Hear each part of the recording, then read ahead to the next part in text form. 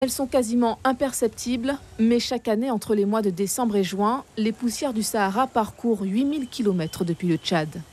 Ces particules sont la principale source de pollution de l'air que nous respirons sur le littoral guyanais. Et les communes de l'intérieur sont-elles concernées par cette pollution aux particules sahariennes?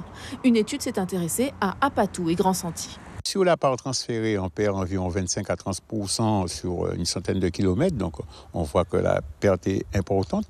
Mais est-ce qu'il s'agit seulement de poussière ou est-ce qu'il s'agit de poussière et de sel?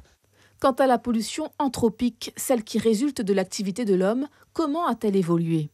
Le trafic automobile, les activités industrielles produisent une atmosphère de fond qui a tendance à augmenter chaque année. L'idée, c'est de ne pas atteindre les niveaux de Paris, puisque, Paris, ils sont en alerte à cause que des véhicules, mais nous, on a les poussières désertiques qui viennent se rajouter dessus, donc on ne doit pas arriver à ces niveaux. Enfin, notre air est-il pollué par les pesticides? Pour connaître l'impact de ces produits, il faudra attendre l'an prochain les résultats d'une étude lancée par l'ANSES, l'Agence nationale de sécurité sanitaire de l'alimentation et de l'environnement. L'étude a débuté depuis juin 2018 et le site retenu, c'est à Cacao. Donc nous avons un équipement spécial qui a été mis en place et on a des prélèvements régulièrement à faire et les filtres sont envoyés en métropole pour analyse et exploitation.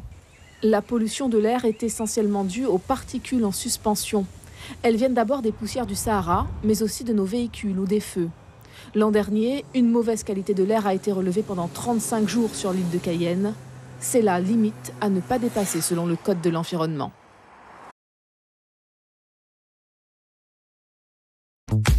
Suivez l'info sur Guyane la Première.